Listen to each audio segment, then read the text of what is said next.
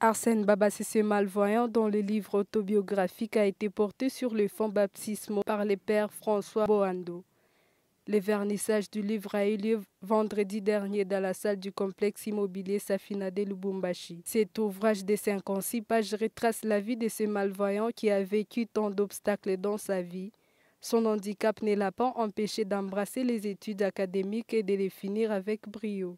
À tous ceux et à toutes celles qui ont peut-être une vie semblable à la mienne et donner aussi de l'espoir et aussi continuer à réconforter ceux qui ont déjà perdu des parents, puisqu'il ne suffit que d'avoir de l'espoir pour faire mieux. Pourtant, ce success story n'aurait pas pu avoir lieu. Son propre père quitte sa mère en voyant qu'elle a donné naissance à un malvoyant. Sa maman, loin de se décourager, amène son enfant à l'école.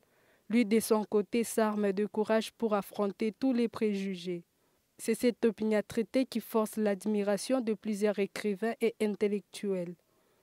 L'écrivain Jérémie F. en fait partie. C'est un écrivain rompu et comme je l'ai dit d'ailleurs dans la salle, j'étais bouleversé positivement par son âge. Il est de 1998, donc à peine 25-26 ans.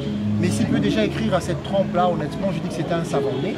Et c'est qu'il explique dans son livre le fait de trouver dans cette faiblesse des forces qu'il communique par le truchement d'un destin important.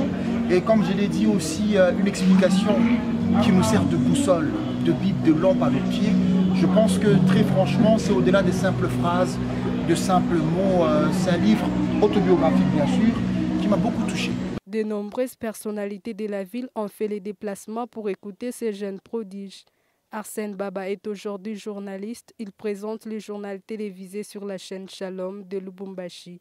C'est là grâce au logiciel adapté.